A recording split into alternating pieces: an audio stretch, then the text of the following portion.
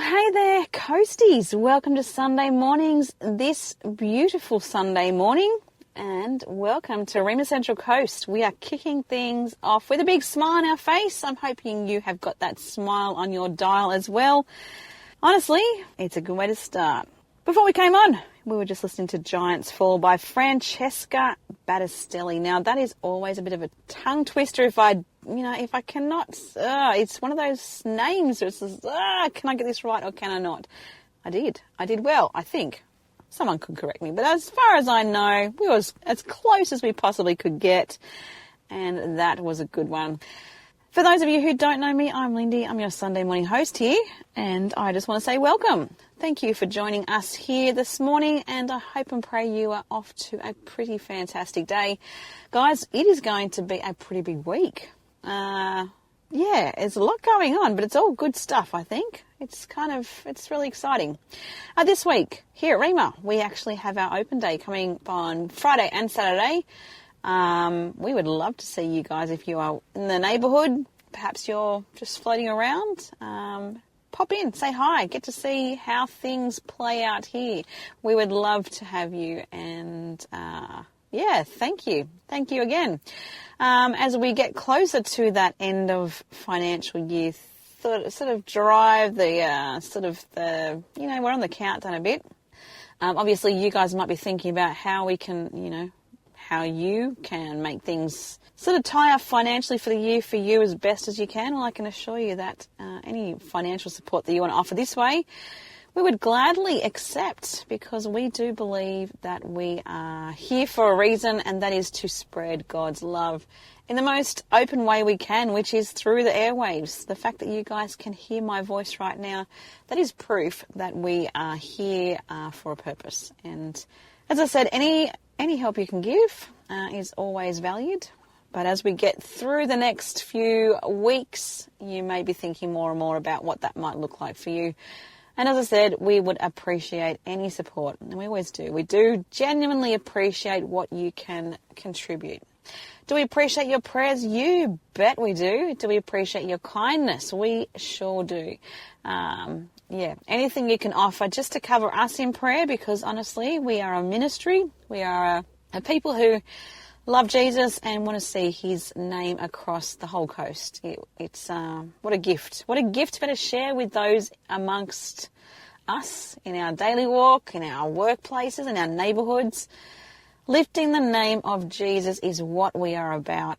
And I hope and pray you guys are in that same sort of mindset with us, and that you can help, even if it's not through us, but you can just get out there in whatever way and whatever capacity you can and share a little bit of him, because my goodness, it is, as I said, a gift. It's a gift to the community.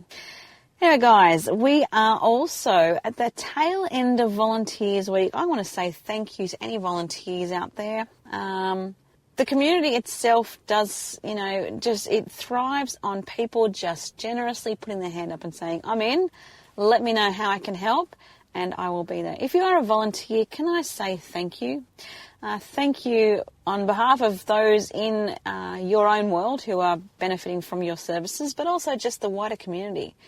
You are, truly treasured, so thank you.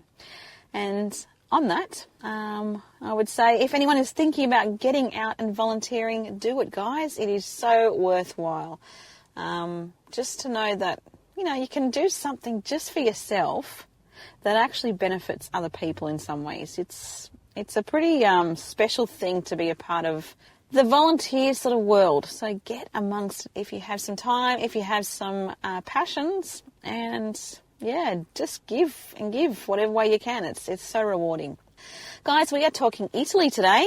We are still on our sort of, I guess you call it kind of journey, actually.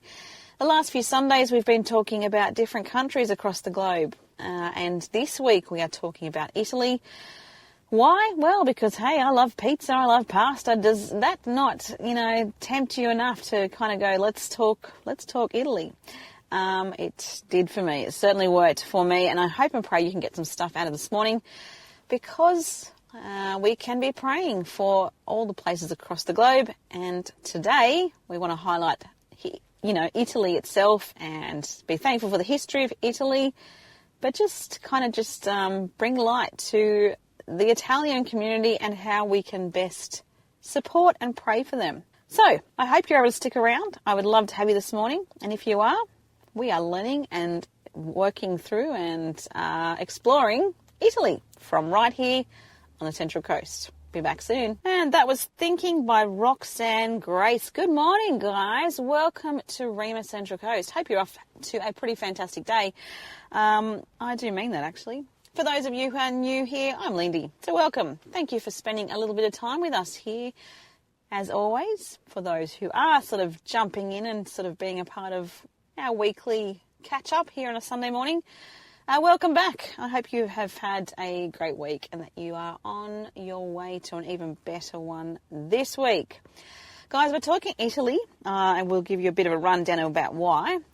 Basically, we are doing a bit of a series, series is what I meant to say, not serious. Yeah, I don't know what happened there. Based on kind of highlighting different countries across the globe and just looking at what's going on for them. What are the social norms? What are the social challenges? We're looking at the history of a lot of these places. We did Greece last week, and there was a lot of historical aspect to exploring that. Certainly, Italy itself is very similar in a lot of its ways of the historical context.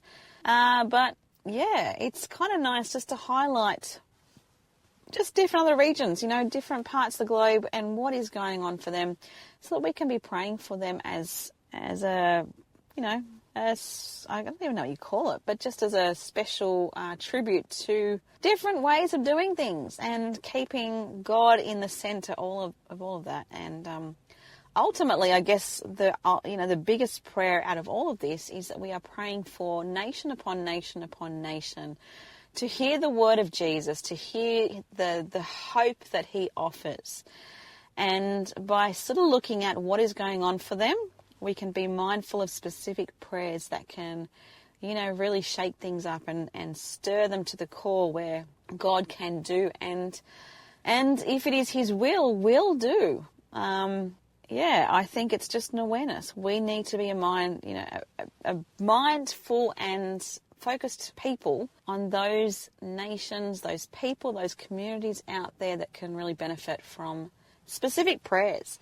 Now, I'm not saying I'm going to be able to give you guys all the answers. Of course, I cannot, because I have really not been anywhere, really. I'm not a big traveller. I have left the country a few times, but not to go anywhere massively and not for a long time. So you actually probably can share more with me about this stuff than what I can with you. However, doing some research, looking into how things work, I find it interesting, and I find it something that we can sort of shed a bit of light into, and as I said, with the ultimate goal of praying for those in these regions. So Italy, let me give you some very strange, not necessarily strange actually, I'll give you some sort of interesting statistics or information that you may not have heard about Italy. But let's start with Italy is home to the most, and now I don't actually even know if it's UNESCO or UNESCO, you would better tell me, World Heritage Sites. They actually have 55, and these things include the Roman Colosseum and the Leaning Tower of Pisa. Now, that is one place I have always wanted to look into. I think it would be really cool to go and see. That's just the start, though, guys. It's, I am actually currently at the moment, if I'm referencing properly, I'm looking at a website called insightvacations.com. They have specified even just the ancient Romans, the roads, oldest roads, it says.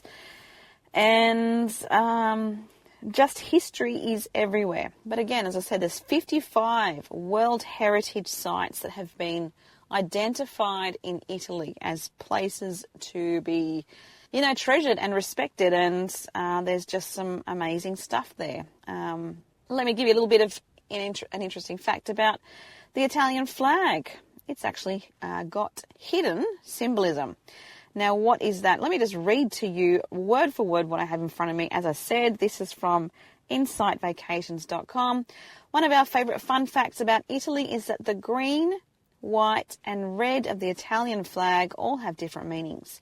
Green symbolises Italy's lush landscapes and core values like social equality and freedom.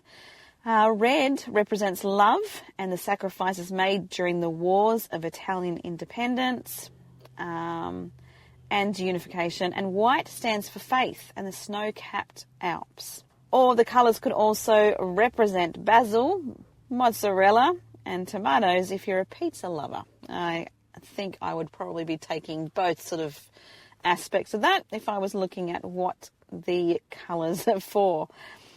Guys, these are just some simple, silly little things to throw out there to give you an idea of where we're going in terms of just that sort of thinking.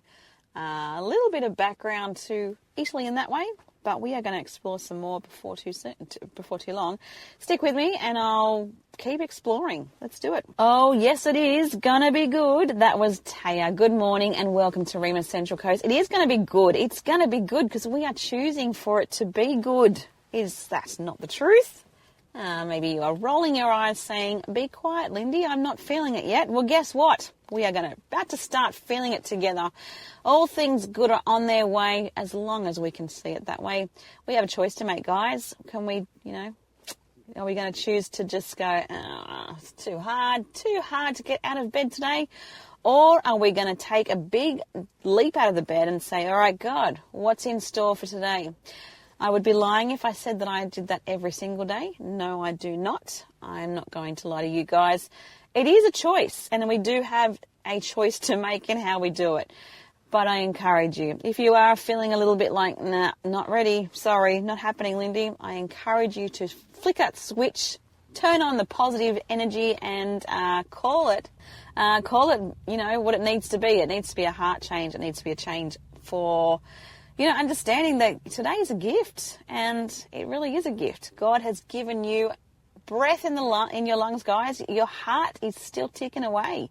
Is that not proof that He cares enough to say, I want to see that person up and moving and celebrating this opportunity, this day? Oh, so much positive thought in that and such a reason to get up. It is a gift. Life is not, it's not something we can just throw away and go, oh, it is a gift, isn't it? Anyway, I'm getting sidetracked. We are talking Italy today. Why are we talking Italy? Well, why not, hey? I love the pizza, I love the pasta, and I love the people. Those who have an Italian sort of background or heritage, those who have held on to the culture and passed it down from one place to the next, one generation to another. There is something unique and very special about Italy. Some more little sort of, interesting sort of facts for you. Italy produces the most wine in the world. Did you know that?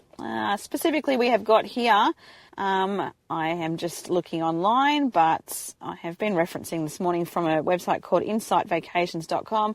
Just some little trivia for you guys. Italy is the largest wine producer globally, and it says the country produces around 50 million hectolitres of wine each year. Now that's overtaking things like places like France and Spain. With over 350 officially recognised grape varieties, Italy offers a massive, diverse, range of wines, and they have specifically said in this particular website that obviously is bold reds to crisp whites. And sparkling wines. That was very hard for me, just getting my head around that.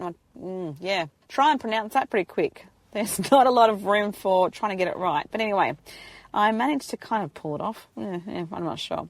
There's a fountain of wine in Italy. Talking about wine, I'm not somebody who consumes that, but if that is something of interest to you, this might be of interest. The region of, now I could get this wrong too, Abruzzo, I'm assuming is how we pronounce it, or anyway, there's a free wine fountain where visitors can help themselves to local red wine. This unique attraction, known as the Fontana del Vino, okay, this sounds familiar, but I don't know that I've ever looked into it, is located along the famous, look, I'm not even going to mention what that is, but by this it says Camino de San Tommaso pilgrimage. So if that means anything to you, wonderful. My biggest point from all of that is that there is a fountain and it features wine, and if you are a wine drinker, that might be something of interest to you.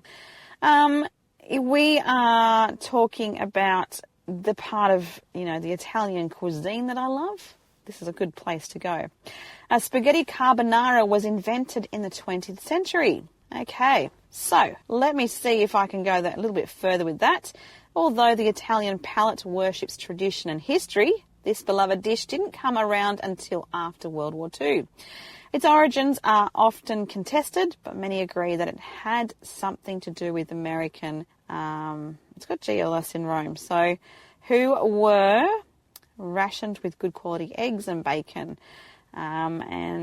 Sounds like there's it's a bit like the Lamington / Anzac Bicky thing in our sort of radar with New Zealand.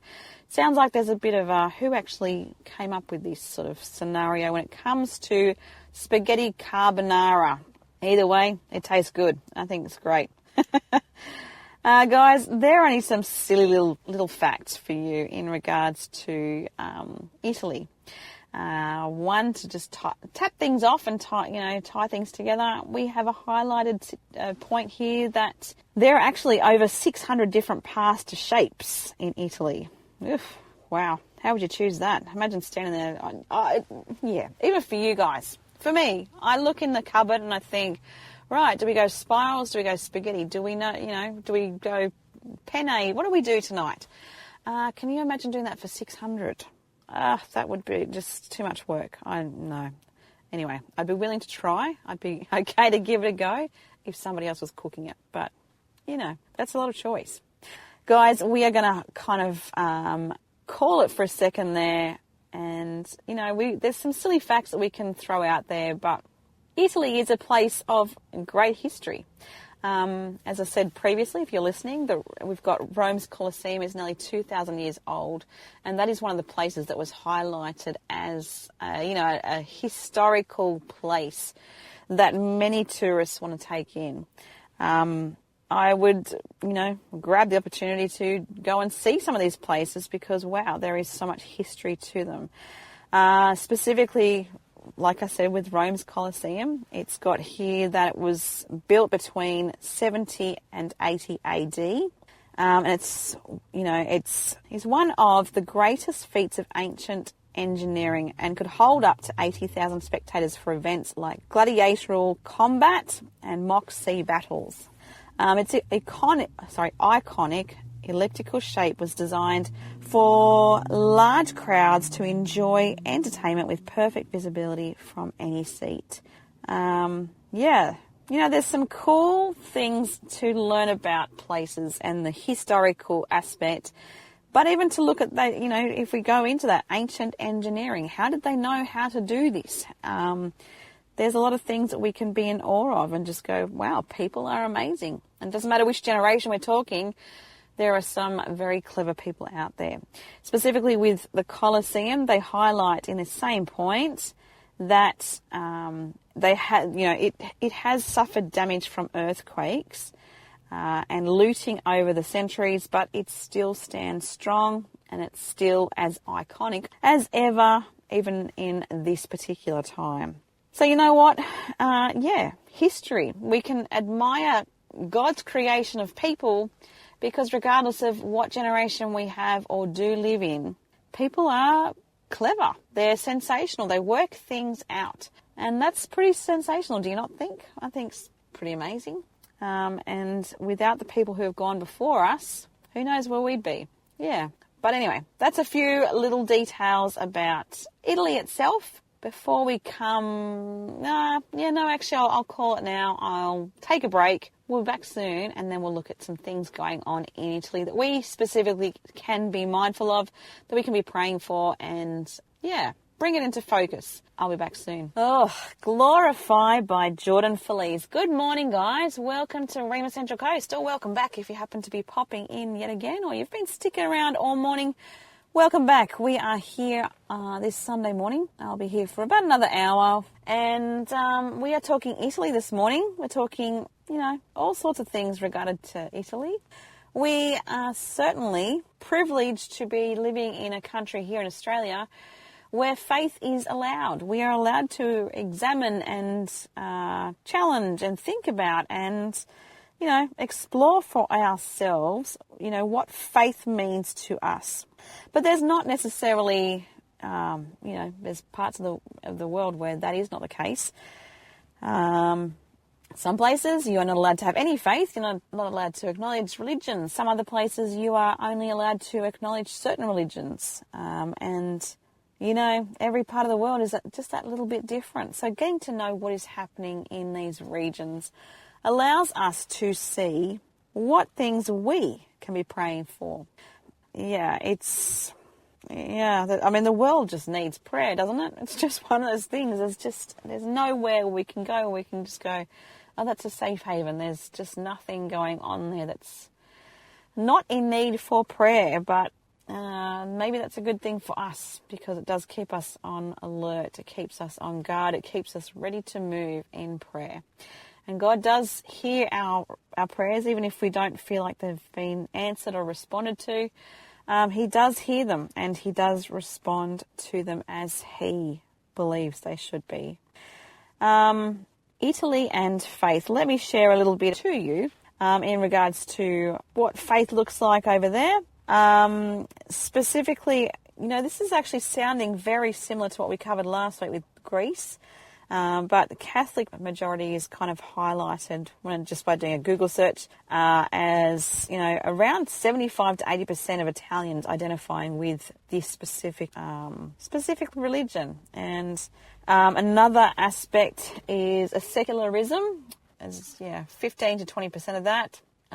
In terms of church sort of attendance, they have highlighted that it's quite important to the people who do go to church there, but it's got regular weekly church attendance is lower than the nominal identification rate. So even though they're saying that they are, of Roman Catholic sort of faith, their connections from a religious standpoint are along with that. When it comes to the week in and week out stuff, the attendance at churches is not necessarily up there in the same sort of rates. So, it's insightful. But it just shows you that people can, we're all in our own journey. And it doesn't mean that we are any less in belief if we don't, necessarily adhere to these practices. I guess that's the best way to put it. But that certainly gives us some indication if they are involved in things like that it's a real important part of their life. And I guess we could say the same about here in Australia. We can see people might say that, oh yeah, I'm Christian, but the way that they live in terms of doing things like religious practices associated with Christianity, you might go, oh, how does that work? Having said that, that was me. I was there for about 7 years. I wanted nothing to do with church. So we're all on our own journey, and there is no judgment in that. But again, if we want to pray for a revival across the globe, this is the sort of thing that we need to be mindful of. What's actually happening for the people in these countries, and why do they not want to associate with certain, weekly involvement with church? Or, we've got to get down to the reasons and see how we can help others explore their faith in a way that gets them excited. That's just sort of, I guess, a little side point there. Just by doing a Google search, Italy and faith, this is what I have come up with.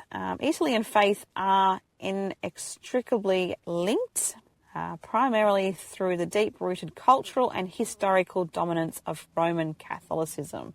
So they there have identified that history is very much connected to the religious aspect too. It's kind of that, we have friends who, when they first came to Australia, they were of a different faith, but that was because they were born into it, not because they necessarily believed it. That's the kind of thing that I'm getting from this.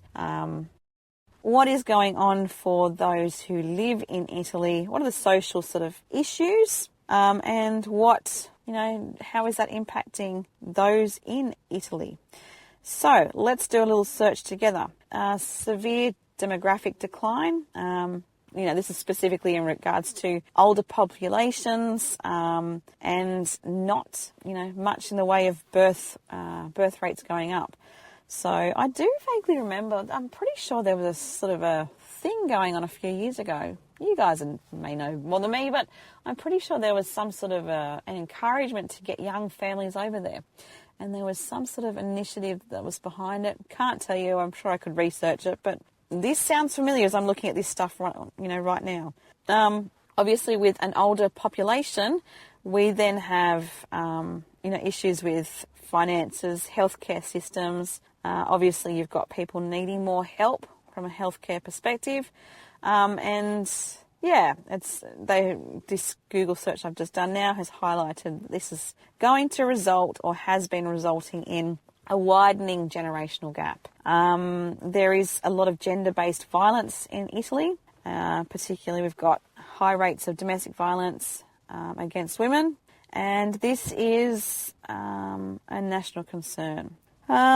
Reproductive rights. Now this one, it's a bit tricky sort of to put out there. I find it a bit tricky because from a moral and ethical perspective, my values don't align with what much of the world will say is a requirement or a need.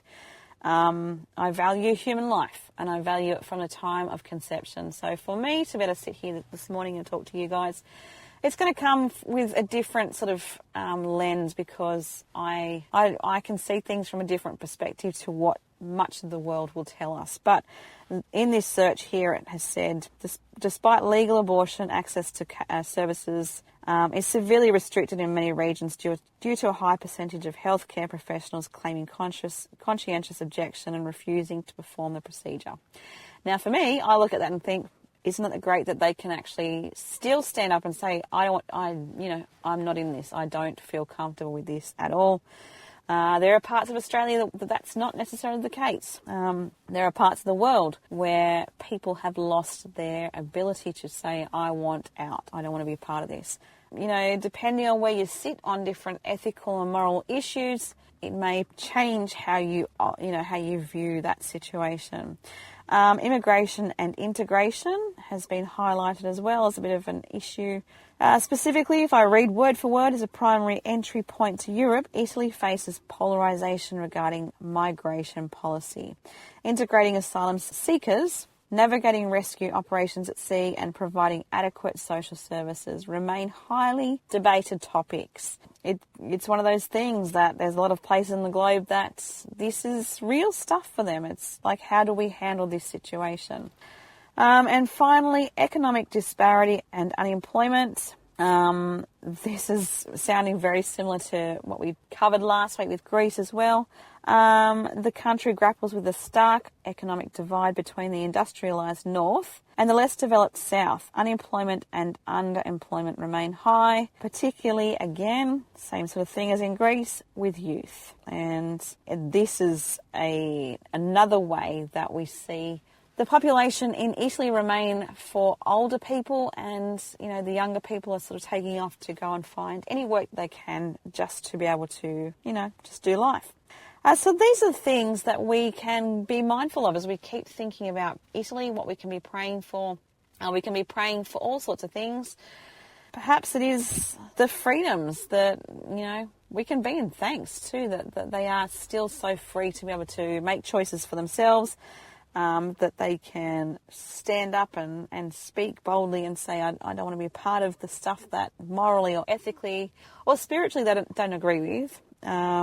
We can pray for protection over that. We can pray for a movement that we see more people, more babies in these regions, that the gap that is highlighted here it starts to close, that those who are younger can go to the older people and get the wisdom and the insight that they need from those who have done it before. We can be mindful of and be praying for domestic and family violence. Clearly it is something that is a global issue. It's not just something we see here in Australia. It is something we can be praying for. Guys, there is plenty of things that we can be thinking about, but this is just giving you some little things that we can can be focused on in prayer. And I pray that you can do that. I'm going to leave it there. We're going to wind things up when we come back. But yeah, thanks for sticking with us while we've been exploring and highlighting Italy and the stuff going on there, what makes Italy itself. And yeah, it's cool stuff. Anyway, I'll see you back here in just a few minutes. So I'll see you then. And welcome back, Coasties. That was Amen by Micah Tyler. Good morning. Welcome to Rhema Central Coast. Welcome back. I'm winding things up, actually. I'm here to say hi and bye, I guess. But we have, we've spent some time just exploring a pretty special part of the world this morning, Italy. For those of you who are out there who have some Italian heritage, thank you for allowing us to have the extraordinary tastes and I'm so thankful that you have been, shown and been introduced to Australian culture, because I love your foods. I've got to say, I do love it. A little bit too much, I guess. But I can never get bored of the old pizza and pasta. Bring it on anytime. My body doesn't necessarily like it, but I do. So I am trying to be very cautious with how much I actually take in. But my goodness, yum. Can't go wrong with that stuff. But of course, this is only one aspect of Italy. We have talked a little bit about some of the history, some of the places that we can visit that have a historical component to them. We've talked about some of the social issues that Italians are currently dealing with. There's many crossovers between here and there. There's many things that, from a social issue perspective, it doesn't seem to matter where you are in the world. These are things that we need to sort out. Specifically things like domestic and family violence is just one that I'm just going to throw out there. Immigration issues, that sort of thing. It's people problems. It's people just trying to get life right, and we don't necessarily know how to do it. Thankfully, guys, we have a God who does know how to help us get through this, how to sort out the people problems. And that is the whole point of me bringing, some attention to these different countries over the next few weeks and the weeks that have just gone. Because if we are aware of these people problems, that's what I'm just going to call them, because they are, we're just people, we mess things up, we can be praying for each other and keeping other countries in our prayer mindset, our heart as we pray. And, Italy is no different. Italy, I'm sure, would benefit from the prayers of us Aussies over here who are just floating around, just doing our own thing over here, but by bringing a little bit of focus into our world and what they may need prayer for, it's going to go a long way, guys. So, yes, if you can be praying for them this week, if you know somebody who is of Italian heritage, ask them the questions. What does home look like now? Is, where you're from. Tell me a bit more about what's going on there at the moment. They'll know. They'll probably know more than what we can find, or looking into Google apps and, websites and all sorts of things. We can get some information, but I'm a big believer in going to the people who are actually living amongst it, or know of relatives or friends who are living amongst it. And that will help define and, align our prayer direction. But this is a start. It's about going back to those things we have covered this morning and saying, hey, God, we have noticed these are issues in Italy. For some reason, you have brought Italy as a focus to us this morning, and we just ask you to keep your hand on that nation.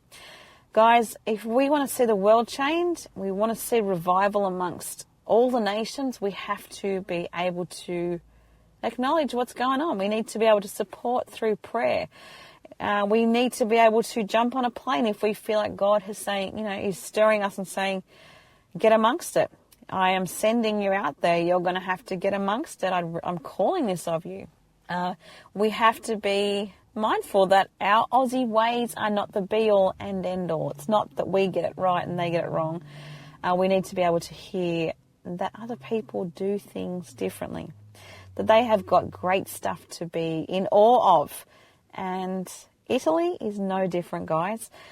I'm going to wind things up, but again, keep praying. Keep praying for Australia. Keep praying for our nation. My goodness, we've got a lot of things going on here that we need to sort out. But Italy is the focus of today, and I hope and pray you can spend some time in the next week between here and when we cover our next country, which is, I think from memory is China. Big stuff there, I'm sure. But yeah, just keep praying. It's a good thing. God hears our prayers, and we need to make sure we keep talking to him about all the stuff, all the things. Anyway, guys, I'm going to love you and leave you. Have a super duper week, and I will see you back here next Sunday. Don't forget, open day this weekend. I am hoping to be down here at some point. May is a big month, is it not? Anyway, I'm going to try and squeeze something in so that I can be around for some of it. So if you're in the area, I would love to encourage you. Pop in, say hi. We would love to get to know you a little bit about what's going on in your world. But yeah, we would love to see you. Anyway, I'm gone. As I said, I'll see you next Sunday. Take it easy, guys. Bye.